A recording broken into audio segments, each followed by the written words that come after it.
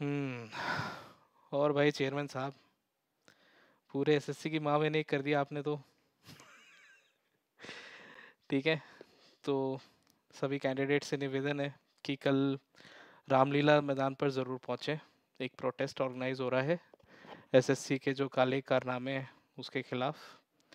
तो आज मैं वीडियो में उन्हीं सारे काले कारनामों के बारे में आपसे सभी से बात करना चाह रहा हूँ। समझ लीजिए एक रिकैपुलेशन है कल के प्रोटेस्ट के पहले, जिससे आपको याद आए कि ये एसएससी किस तरह से एक्ट करती है और क्या क्या कर सकती है, इसका इंटेंशन क्या होता है, किस तरह से काम करती है। तो एक रिकैपुलेशन बहुत ज़रूरी था, तो मैं ये वीडियो बना रहा हूँ। मैंने काफ़ी टाइम से वीडियो नहीं बनाया था। जब तक कुछ बहुत इंपॉर्टेंट मेरे पास नहीं होता तो मैं वीडियो नहीं बनाता हूँ। कुछ नई चीज़ें फिर से मेरे पास आई हैं, तो वो सारी चीज़ें मैं इस वीडियो में कंपाइल करना चाहता हूँ। मैं अपने स्क्रीन शेयर करके कुछ नंबर्स वगैरह नहीं दिखाऊंगा इस बार।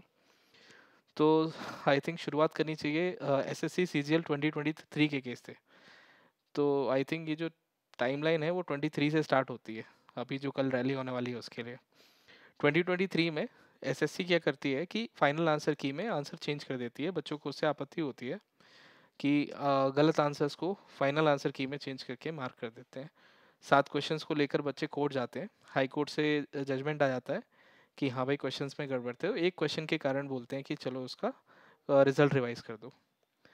तो एसएससी रिजल्ट रिवाइज नहीं करती है तो उसके ऊपर कंटेम्प्ट ऑफ कोर्ट लग जाता है। कंटेम्प्ट ऑफ कोर्ट लगे हुए 1 साल हो जाता है और बच्चे सुप्रीम कोर्ट जाते हैं। तो सुप्रीम कोर्ट में 7-8 हियरिंग हो चुकी हैं।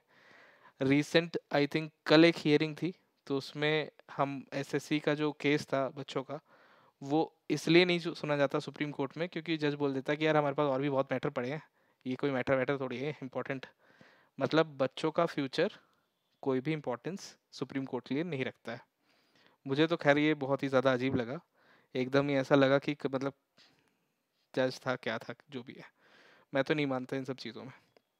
साफ साफ बात है कि बच्चों का इंटरेस्ट बिल्कुल भी इम्पोर्टेंट नहीं है गवर्नमेंट के लिए, ना ही कोर्ट्स के लिए, क्योंकि it is not only the supreme court.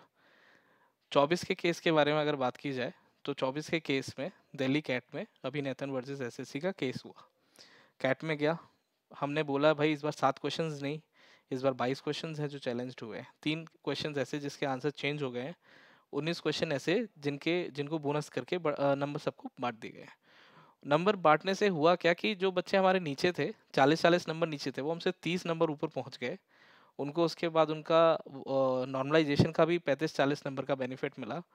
तो जो बंदा एकदम सिलेक्ट होने नहीं वाला था, लेकर जिसका 1 लाख रैंक आ रहा था, 70,000 80,000 रैंक आ रहा था, वो अब 1100-1200 रैंक लेके बैठा हुआ है क्योंकि वो क्वेश्चन नहीं करके आया। उसके तो मजे हो गए, उसको तो बोनस मिल गया। 3-3 4-4 नंबर का गलत करके आया तो 4 नंबर का मिल गया।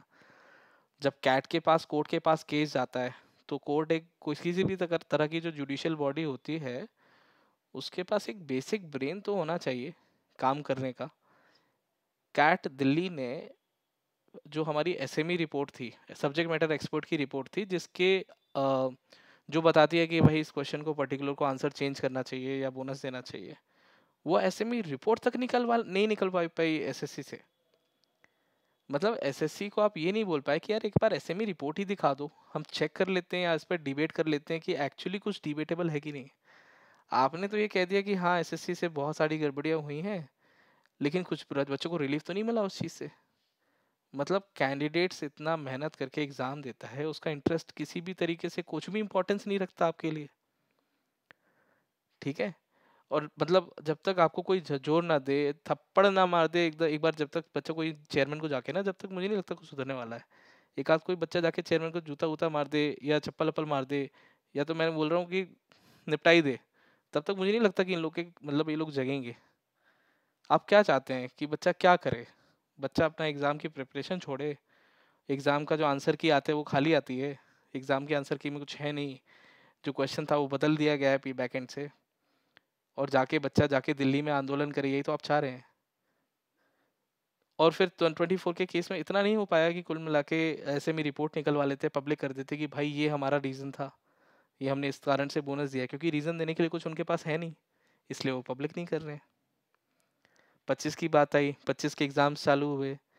जब 25 के एग्ज़ाम्स चालू होने वाले थे मई एंड जून फर्स्ट में, उसके पहले ही मैंने उनको इंटीमेट किया था कि इस बार जो आपने नई वेंडर्स लिए हैं, नए सिस्टम आपने जो अडेप्ट किया है, उस सिस्टम के फ्लॉज क्या क्या हैं, क्या क्या प्रॉब्लम्स आपको फेस करनी पड़ सकती हैं।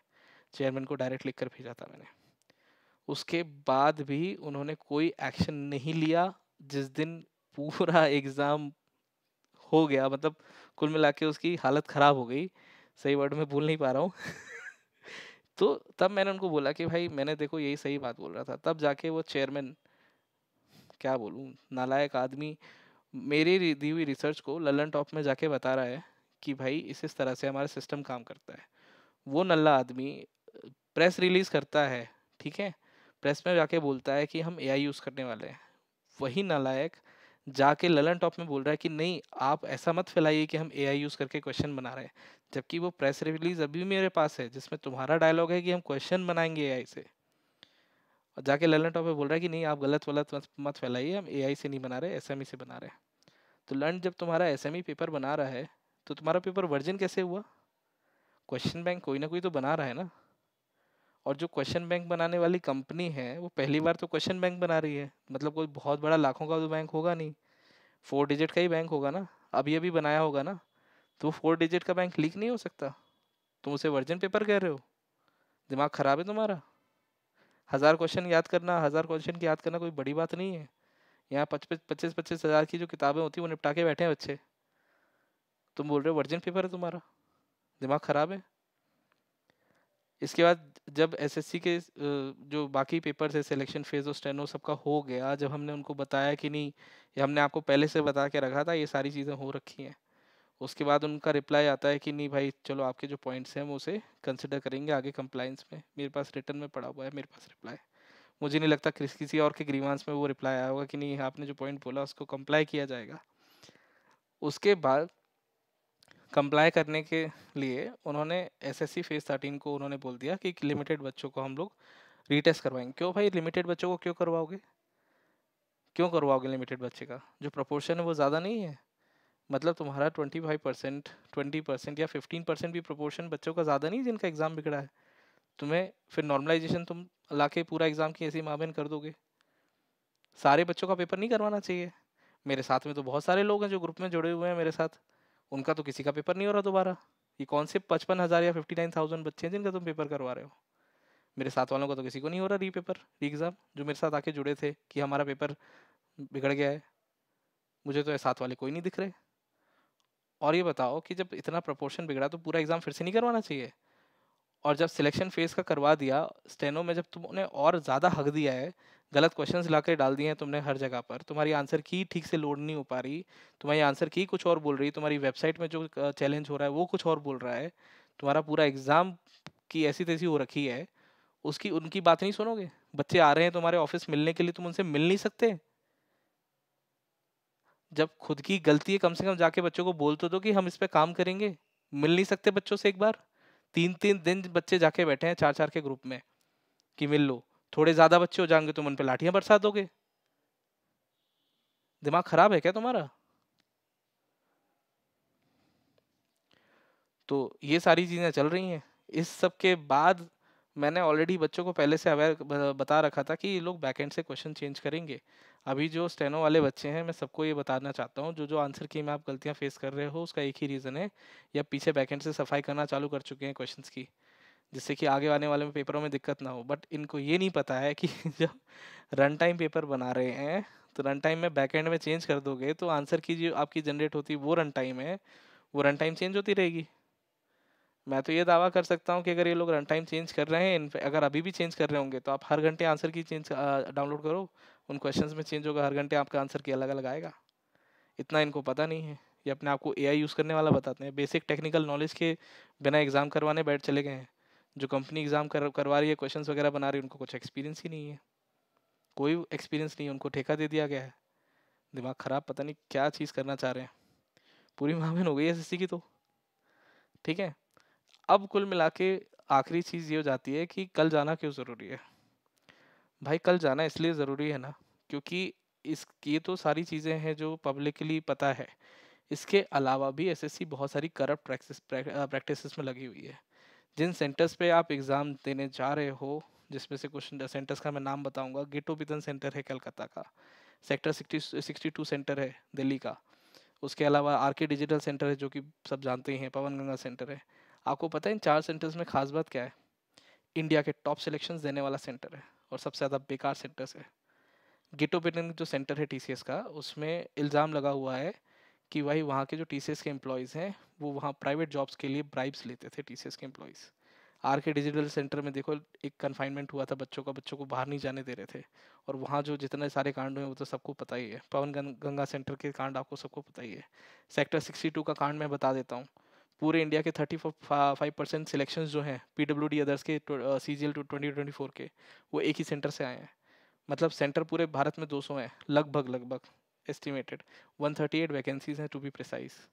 50 का उन्होंने कॉन्ट्रैक्ट उठा लिया कि 50 बच्चे हम पास करेंगे, पीडब्ल्यूडी अदर्स का फेक सर्टिफिकेट बनवा के पास कर दिया बच्चों को। ये हो रहा है। ये चीज़ें ऐसी हैं जो आप लोग पकड़ नहीं पाते। बच्चों के रोल नंबर्स मेरे पास है, मैंने पब्लिक किए हुए हैं। उन बच्चों में एक पेयर है जो एक ही घर के बच्चे हैं, मतलब एक ही घर के 2 बच्चे, दोनों चैलेंज्ड बच्चे हैं, और दोनों सीजीएल क्लियर कर लेते हैं एक ही सेंटर पर बैठ के, एक ही दिन में बैठ के। पवई में एक ऐसा पेयर मिला है जिसमें 2 बच्चे हैं, दोनों चैलेंज हैं, दोनों क्लियर कर लेते हैं। मेरे पास एक ऐसी लिस्ट है बच्चों की जिसमें एक घर के 3 बच्चे हैं, एक घर के 2 बच्चे हैं, दोनों को एक ही दिन एक ही सेंटर पे उठा के एग्जाम पास करवा दिया गया। ऐसे कई सारे बच्चे हैं। सीटें एसएससी की खुले तौर पे मैं बोल रहा हूँ बिकी हुई हैं। बच्चों के एग्जाम्स में बच्चों के पास इतनी फैसिलिटी आ रही है आज की डेट में कि उनके आंसर मार्क होके आ रहे हैं। सबको पता है ये बात कि आंसर मार्क होके आ रहे हैं। एक सेगमेंट ऑफ बच्चे हैं कल जो बोलेंगे कि नहीं प्रोटेस्ट नहीं होना चाहिए क्योंकि उनका एग्ज़ाम तो बहुत बढ़िया गया है। एक सेगमेंट ऑफ बच्चे हैं जिनका एग्ज़ाम बिल्कुल भी अच्छा नहीं गया है, वो जाके कल प्रोटेस्ट करेंगे। तो हमें सोच समझ के आगे बढ़ना चाहिए। हमें प्रोटेस्ट करके साथ साथ अपना डॉक्यूमेंटेशन और एसएससी जो कर रही है उस पर रिसर्च करना चाहिए, और उसके साथ साथ अवेयर रहना चाहिए कि इनकी वर्किंग क्या है, किस तरह से काम करते हैं, तभी आप उस चीज़ को कर पाएंगे। अभी मैं सभी को बताना चाहता हूँ कि मेरे पास कुछ क्वेरीज आई थी बच्चों की, जिसमें बच्चे पूछ रहे हैं कि भाई इन्होंने बैकएंड से चेंज कर दिए क्वेश्चंस हैं, तो हम कैसे उसमें कोर्ट में प्रूफ करेंगे? तो भाई हर क्वेश्चन की जो आईडी होती है वो आपके आंसर की में दी होती है। उसका एक ऑडिट ट्रेल होता है कि क्वेश्चन में क्या क्या चेंजेस हुए हैं बैकएंड से, किस टाइम पर हुए हैं, बाय द सेकंड्स वो रिकॉर्ड होता है। तो उसको हम निकलवा सकते हैं कि किस सेकंड में किसने क्या किया था। ये ऑडिट ट्रेल बहुत ज़्यादा इनके पास ऑडिट ट्रेल होता है ना। अभी रिसेंट कोर्ट केसेस में उन्होंने ऑडिट ट्रेल दिए कि भाई बच्चे को टाइम इनफ नहीं मिला था तो उन्हें ऑडिट ट्रेल सबमिट कर दी थी। तो ऑडिट ट्रेल क्वेश्चंस का भी होता है, वो भी सबमिट किया जा सकता है कि भाई आपने बैकएंड से क्वेश्चन बच्चे को चेंज कर दिए। चेयरमैन आप ये बताओ कि सीजीएल करवाओगे कैसे जब 3 लाख वाला एग्ज़ाम आपसे करवाते नहीं बना, आपके पास सेंटर्स नहीं है? ठीक है, चलो यार सेंटर की बात तो चलो छोड़ देते हैं। तुमने जो भी बोला है टैलेंट टॉप में, एडिक्विटी ने ये नहीं किया, या तुम्हारी ये कंपनी ने ये नहीं किया, या क्यूबेशन ने ये नहीं किया, तो तुम ये बताओ कि तुमने क्या किया, तुम्हारी क्या क्या ड्यूटीज थी चेयरमैन, और तुमने क्या क्या नहीं किया उनमें से। चलो उस पर थोड़ा बात कर लेते हैं। चेयरमैन तुम्हारे सर्विस लेवल एग्रीमेंट में ये लिखा हुआ था कि जितने भी सेंटर्स होंगे अगर टेंडर होने के बाद, जब तक एसएससी का एक रीजनल लेवल ऑफिसर उस सेंटर को वेरीफाई नहीं कर लेगा, उस सेंटर का ऑडिट नहीं कर लेगा, उसकी पूरी इंफ्रास्ट्रक्चर को चेक नहीं कर लेगा, स्टाफ को नहीं चेक कर लेगा, तब तक वो सेंटर एसएससी का सेंटर नहीं बन सकता। क्या ये काम तुमने किया एग्जाम होने से पहले, जो तुमने लाखों बच्चों का करियर जेपरडाइज कर दिया? क्या तुमने वो काम किया? सारे सेंटर्स पे गए? तुम्हारा ये जो सर्विस लेवल एग्रीमेंट है कि कोई भी सेंटर एसएससी का सेंटर तब तक नहीं बन सकता जब तक उस सेंटर का ऑडिट ना हो जाए। अरे लंड किया तुमने कोई ऑडिट वगैरह? और ये बात बताओ कि जब ऑडिट की बात ही आ रही है तो क्वेश्चन बैंक भी तो ऑडिट होना है। एसएससी क्वेश्चन बैंक भी तो ऑडिट करता है। अरे लंड, तुम्हारे कंपनी ने क्वेश्चन बैंक अभी तक बनाया ही नहीं है, अभी बन रहा है, क्या ही ऑडिट किया होगा? तो उसको बनाने के बाद एग्जाम कंडक्ट करवा दिया, बैकएंड से फिर क्वेश्चन चेंज कर दिए, फाइनल आंसर की में तो क्वेश्चन ही नहीं आ रहे। तो जो करने निकले थे उसके बारे में कुछ पता था? एक वो नहीं है कहावत, जब उड़ना नहीं आता तो क्यों कूदे? जब उड़ना ही नहीं आता तो क्यों कूद गए थे? एकदम बददिमाग तरीके से उतर गए। टेक्निकल नॉलेज तुमको कुछ है नहीं, पावर पॉइंट आता नहीं होगा भी चलाते ढंग से, एआई की तुमने बात कर दी, सारे बच्चों को गुमराह किया, तुम्हारी जो, मैं एएनआई की भी बात कर रहा हूँ, एएनआई मीडिया चैनल, उसको मैंने मेल लिखकर भेजा था कि इससे ये चीज़ वेरीफाई करो, एआई यूज़ नहीं कर रहे हैं। तब एआई ने रिप्लाई, उन्होंने रिप्लाई दिया था चेयरमैन साहब ने, नहीं हम तो एआई यूज़ कर रहे हैं। मैं एएनआई को भी बहुत बार बोल चुका हूँ मेल पर कि भाई ये बंदे ने अपना स्टेटमेंट वापस ले लिया है, एक करेक्शन पोस्ट करो अपने न्यूज़पेपर में। 3 बार रिप्लाई मांग चुका हूँ उस मेल पे, उन्होंने भी रिप्लाई नहीं दिया।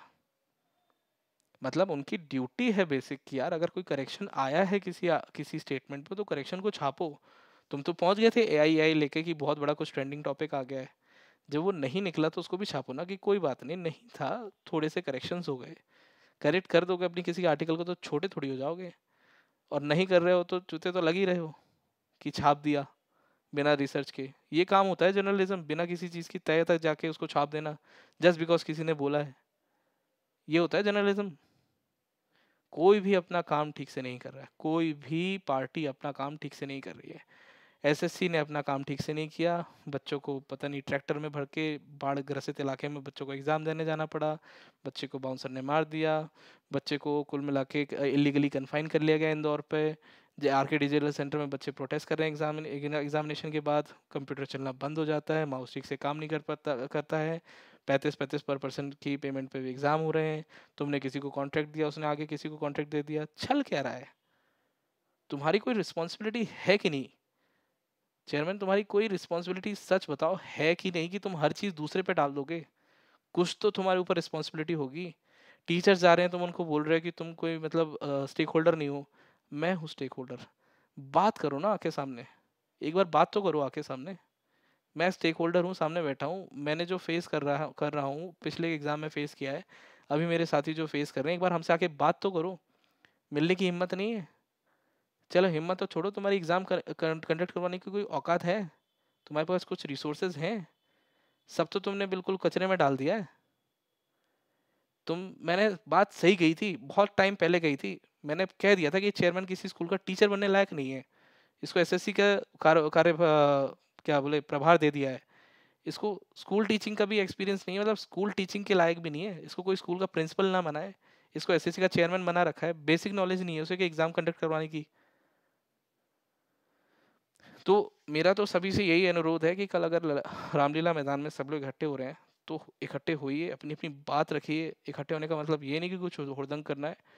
बेसिक मोटिव ये है कि आप सभी मिलिए, अपने इन्फॉर्मेशन एक्सचेंजेस कीजिए, अपने एक्सपीरियंसेस को एक्सचेंज कीजिए, मीडिया में अपनी बात रखिए, बात को पहुंचाइए।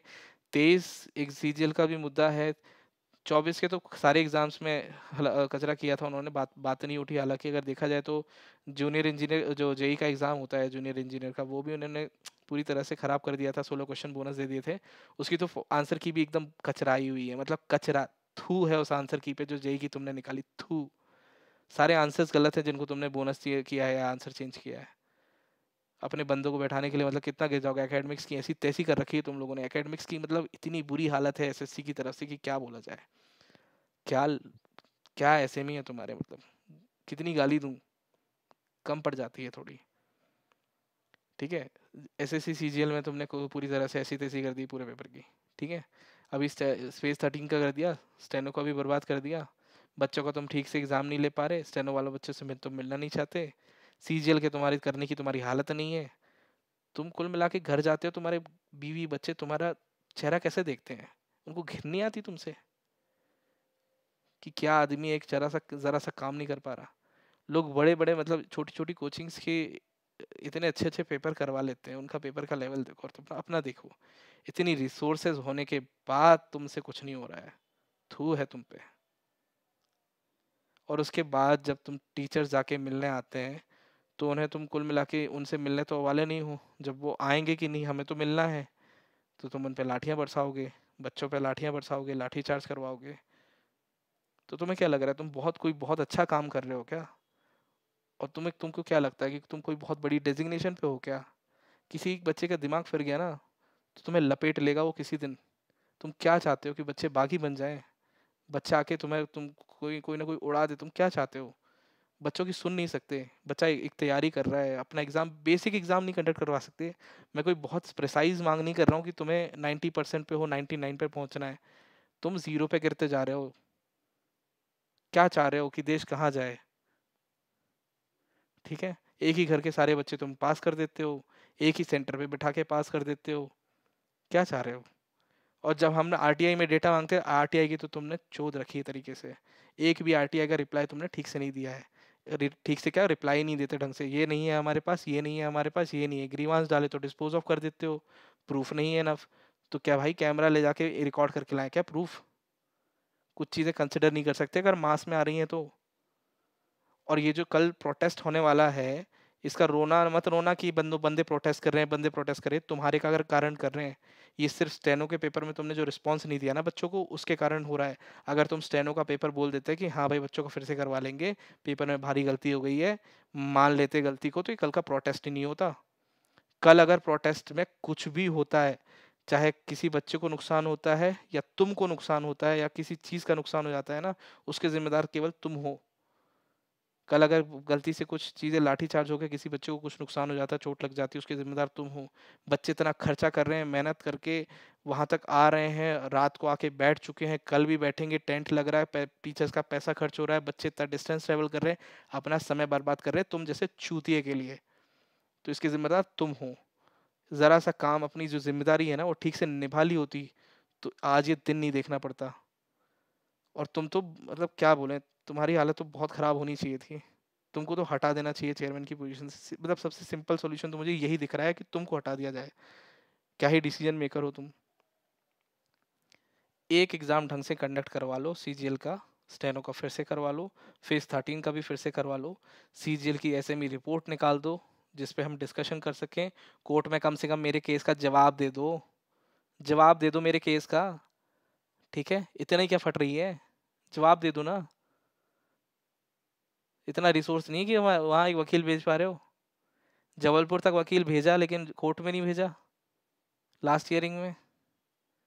ठीक है, जबलपुर तक तो भेजा लेकिन कोर्ट में नहीं भेजा। रिप्लाई दो हमारे केसेस पे, कम से कम हमें मौका दो कि बात करने दें। तुम भी बच्चों के परेशान कर रहे हो, कोर्ट भी बच्चों को परेशान कर रहा है, कोर्ट तो सुनने तैयार नहीं है। कोई रिलीफ हमें कहीं, मतलब मुझे नहीं लगता कि एसएससी ने रिसेंट में अगर हारने के बाद भी किसी को रिलीफ दिया है। तो उससे तो तुम्हारे इंटेंशन समझ में आते हैं, किसी दिन तुम लपेट लिए जाओगे किसी के द्वारा, तुम देख लेना, तुम्हारा अंत सही नहीं होगा। मैं कह रहा हूँ एसएससी का ही अंत सही नहीं होगा। ये कोई मैं आवेश में आके नहीं कह रहा हूँ, ये तुम्हारी रियलिटी है जो तुम्हारे साथ होने वाला है। बच्चे तुमको लपेट लेंगे, देखना किसी दिन एसएससी का नाम और निशान ही नहीं रहेगा, एसटी बन के रह जाएगी व्यापम की तरह। ठीक है, तो आज के लिए इतना ही। मतलब सभी कैंडिडेट्स को एक साथ आना है रामलीला मैदान पर, और सभी टीचर्स के सपोर्ट में रहें, अपनी डिग्निटी मेंटेन करें, अपने विचारों को शेयर करें। अपने जो भी बच्चा है आगे आके किसी से बात करना चाहता है, किसी टीचर से कनेक्ट करना चाहता है, नहीं कर पा रहा है तो मुझसे कनेक्ट कर सकता है। व्हाट्सएप ग्रुप्स के थ्रू मेरा नंबर लेके कनेक्ट कर सकता है, टीचर से मैं बात करवा दूंगा अगर हो पाई तो। मीडिया वालों में अपना इंटरव्यू दें, चेयरमैन तक अपनी बात पहुँचाए, वहाँ पर अच्छे से कंडक्ट करें, क्योंकि चेयरमैन चूतिया है, आप चूतिया नहीं हो। तो वहाँ पे अपने आप को वैसे ही दिखाना जैसा एक पढ़ा लिखा आदमी एक एग्ज़ाम का तैयार एग्ज़ाम की तैयारी करने वाला आदमी अपने आप को दिखाता है। ठीक है, तो अपने आप को अच्छे से कंडक्ट करना वहाँ पर। कल के लिए आप सभी को बेस्ट ऑफ लक, सभी टीचर्स को बेस्ट ऑफ लक। एंड जिन्होंने भी ये जो सारे टीचर्स हैं जिन्होंने ऑर्गेनाइज़ किया है, सोलंकी सर, आदित्य रंजन सर, इन बाकी सारे टीचर्स को भी बहुत बहुत धन्यवाद। आज के लिए इतना ही। जय हिंद, जय भारत।